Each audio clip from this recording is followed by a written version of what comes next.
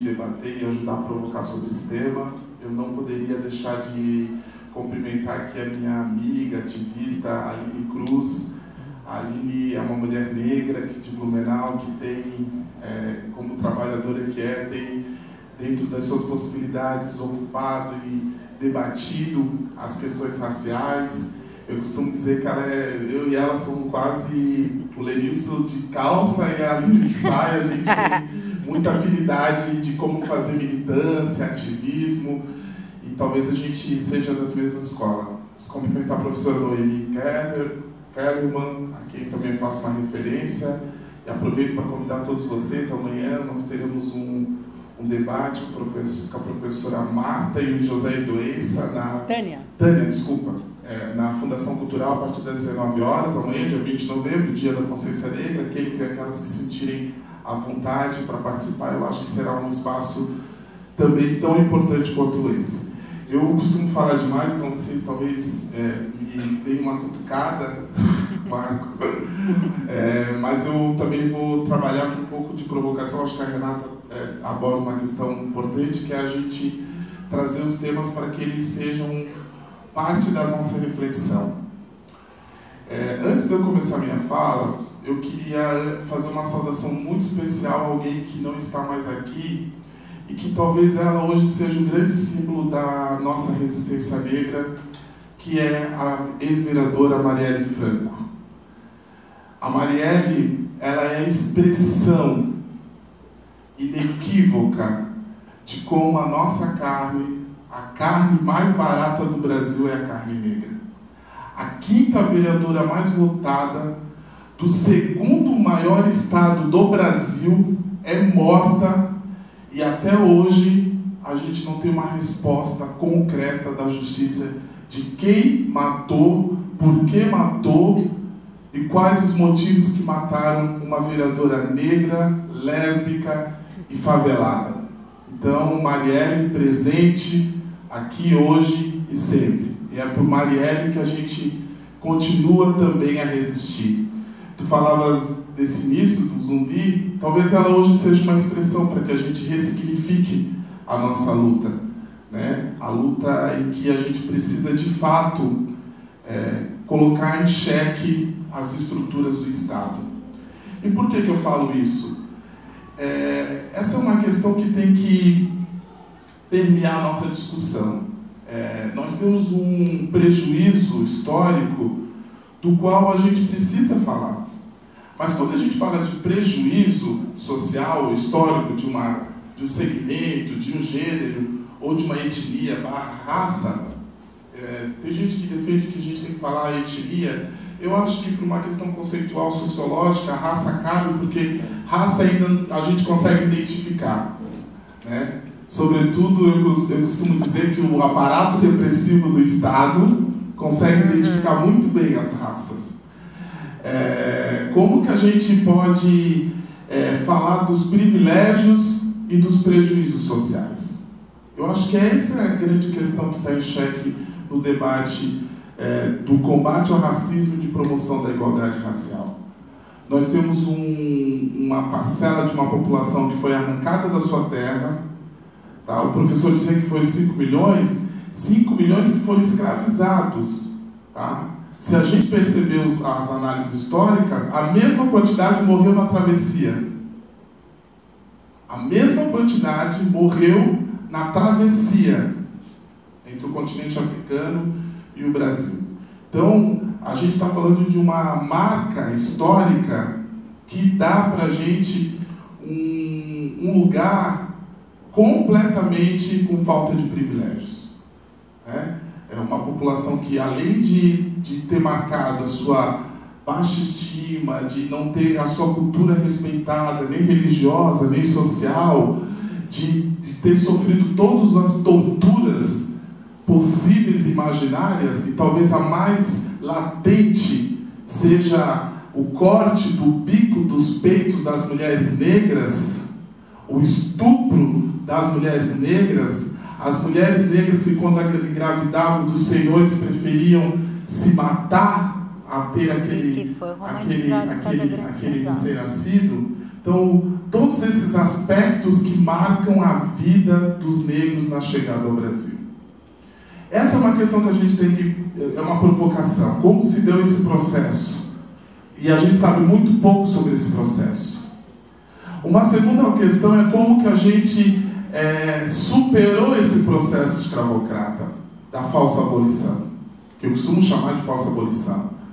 Né? Quais foram as possibilidades que essa população que trabalhou para construir o país, cada cantinho aqui em Blumenau, professor, a gente, por vezes, a história não nos permite contar, mas nós tínhamos aqui a participação dos negros na favela Farroupilha, né? Nós temos imagens já na cidade, quem quiser pode ir ao arquivo histórico aqui da nossa cidade, em que já demarca que teve uma participação decisiva da população negra em Blumenau também. E que com o processo de urbanização houve uma higienização do centro da cidade e os negros que ficavam ali perto da prefeitura foram jogados para os morros, preferencialmente no bairro Araranguá, conhecido como Beco Araranguá. E eu falo beco porque também é uma condição de linguagem para desqualificar essa população. E na rua Pedro Kraus, né, que também é um outro bolsão de vulnerabilidade aqui na cidade. Então, esse é uma outra questão. Como que a gente se deu o processo de pós-escravocrata? Essa é uma outra questão. Quais foram as condições para essa população? Um outro ponto que eu quero colocar aqui, levantar e a gente refletir, por que a população negra tem os piores indicadores sociais do Brasil? Por quê? Por que a gente é a maioria dos analfabetos, a maioria dos que estão na extrema pobreza, a maioria dos desempregados, a maioria que morre em decorrência da falta de assistência médica e de políticas públicas? As mulheres negras são as que menos têm exames de pré-natal, as crianças negras são as que mais morrem até os 2 anos. Por quê? É uma coincidência... uma pura coincidência de dados, ou é uma reflexão sobre as desigualdades do Brasil, do qual o Estado ainda não conseguiu superar essa desigualdade? E ele, como interlocutor, às vezes fomentou isso. Por que nós tivemos leis aqui que proibiam os negros de estudar? Por que a polícia militar foi criada justamente pós-abolição da escravatura? Por que a gente teve a lei de terras? Por quê? Por que essas condições todas colocadas? Então, aí cabe também uma reflexão a respeito desses indicadores. Porque nós só podemos superar algo que está numa desigualdade social se a gente reconhecer ele. Então, nós precisamos, de uma vez por todas, eu tenho falado isso em todos os espaços que eu vou, reconhecer o racismo estrutural. Nós temos que ter, eu acho que um consenso humanitário desse ponto de vista. Existe um racismo e ele não é um racismo individual. Eu não estou falando daquele meu colega lá da escola, simplesmente que me chamava de macaco na 5ª série. Ele está reproduzindo o racismo, mas eu estou falando do racismo estrutural, nas políticas públicas, naquele negro que eu vejo à noite e eu atravesso a rua, no banco quando a gente chega e o segurança nos acompanha, nos indicadores, ou seja, esse racismo estrutural, inclusive das políticas públicas do Estado, a gente precisa discutir. Eu já estou acabando para passar para o Marco. Eu acho que também precisa a gente falar um pouquinho sobre os avanços e as dificuldades no processo de igualdade racial. Porque a gente também pode aqui apresentar para vocês uma agenda de muitas pautas que a gente ainda tem. Mas a gente também teve avanços no último período. E eu acho que esses avanços eles precisam ser colocados para que a gente possa efetivamente dar um salto para uma próxima agenda. Então eu considero que a Lei 10.639, 11.645, que inclui africanidades no currículo escolar, como um grande avanço. Eu reconheço que os remanescentes de quilombolas, que são a expressão mais linda daqueles que ainda vivem o processo ainda não acabado de urbanização e ainda sequelas do processo escravocrata, ou seja, o reconhecimento desses remanescentes das terras quilombolas como um avanço extraordinário. Quando a gente fala já de uma política nacional da saúde da população negra, né, em que pese a anemia falciforme, uma doença que atinge, entre outras, né, porque a gente pode falar do diabetes, pode falar da hipertensão, que atinge a nossa população eminentemente, um avanço extraordinário. Eu trouxe aqui, eu dei alguns exemplares para vocês, a aprovação do Estatuto da Igualdade Racial como um marco legal nacional, um avanço extraordinário. Então, estou dando alguns exemplos daquilo que a gente, nesses últimos anos, talvez nos últimos 15 anos, a gente conseguiu avançar para a população negra. Isso, o processo de ação afirmativa das cotas nas universidades, que agora está garantindo a formação, a gente tem visto aí fotos de negros e negras se formando médicos, se formando engenheiros, ou seja, nos espaços que eles não ocupavam mais, como um avanço estratégico e fundamental. E para finalizar o processo de provocação, para que a gente tenha essa dialética de conversa, qual é a agenda do próximo período? Como é que a gente, juntos, negros e não negros, estamos pensando que podemos superar e avançar nessa agenda? Eu diria, talvez, como uma resposta de alguém que tem dedicado parte da sua vida na luta contra o racismo, num ativismo aqui em Blumenau, de quem nasceu nessa cidade, conhece a região, o estado, e que já conseguimos, inclusive, alcançar o debate nacional, que no próximo período nós temos que, pelo menos, garantir que essas conquistas sejam resguardadas.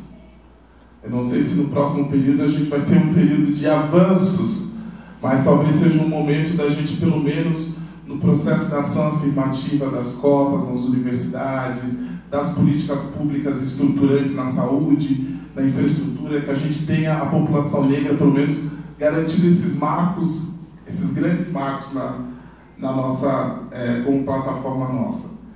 E por último, eu acho que a gente precisa falar da branquitude enquanto privilégios, como privilegiados. Esse é um debate que toca muita gente e que dá um certo incômodo. Mas a gente tem que perceber o quão privilegiado nós fomos. O privilégio, o professor falou de sobrenomes, nós negros não temos condição, eu acho que hoje até teríamos, mas com muita dificuldade de saber os nossos ancestrais. Por exemplo, você que é italiano pode ter dupla cidadania. E nós? Como é que a gente faz? Porque eu sou da Silva, ou seja, a minha família, historicamente, ela foi escravizada por uma família da Silva, que nos deram, a gente é os da Silva, que é da grande família Silva. Como é que eu faço para agora reconhecer os meus antepassados, para ter dupla cidadania africana? Como é que se dá esse processo? Porque quem tem já o seu sobrenome vai lá para a Itália, né? Reconhece lá, encontra um parente que ainda vive lá, vai na embaixada, resolve esse problema. Claro que os processos e trâmites burocráticos. E nós, negros e negras, como é que fazemos isso? Porque para nós ficou até a prancha de não conseguir nem ter um sobrenome demarcado na nossa história. Nós levamos a marca daqueles que nos escravizaram. Então, vejam o quão ainda os não negros são privilegiados. Eu estou falando de um privilégio assim básico, né? Se a gente for falar da vida social, do que ganhou economicamente, socialmente, culturalmente, nós vamos longe. Mas eu estou falando de algo que